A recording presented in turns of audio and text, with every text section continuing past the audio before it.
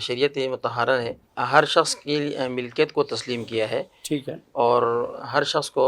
اس کی ملکیت کے اندر تصرف کرنے کی اجازت دی ہے، صحیح ہے، اور کسی اور کو بغیر اس کی اجازت کے اس کی ملکیت میں تصرف کرنے کا اختیار نہیں ہوتا۔ لہذا اگر کوئی بیٹا ہے اور وہ خود کمائی کر کے کماتا ہے، ملازمت کرتا ہے، اس کی تنخواہ اسے ملتی ہے،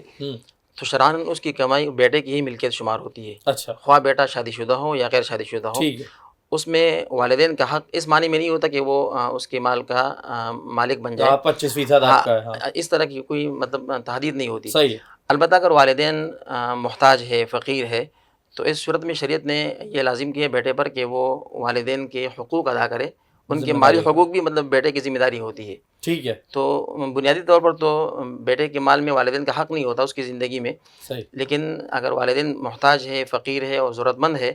تو پھر اس صورت میں مطلب یہ ہے کہ بیٹے کی ذمہ داری بنتی ہے کہ وہ والدین کے مالی حقوق کو ادا کرے، صحیح، اور پھر مطلب اس ان کا علاج معالجہ، ان کا جی کھانا پینا، کھانا پینا یہ یہ بیٹے کا، ساری چیزیں بیٹے کے اوپر ذمہ داری بیٹے کی ذمہ داری ہے، اور آتی ہے۔ جی اور بالکل یہ ایسا تو خیر ایک اخلاقی بات بھی ہے نا جی کہ جی آپ تو نئے کپڑے بھی پہنے اور اچھا کھاتے بھی پھریں، جی آپ کے والدین روٹی کے نوالے کو ترستے پھریں، تو یہ تو پھر آپ کے لیے ڈوب مرنے کا جی مقام ہے۔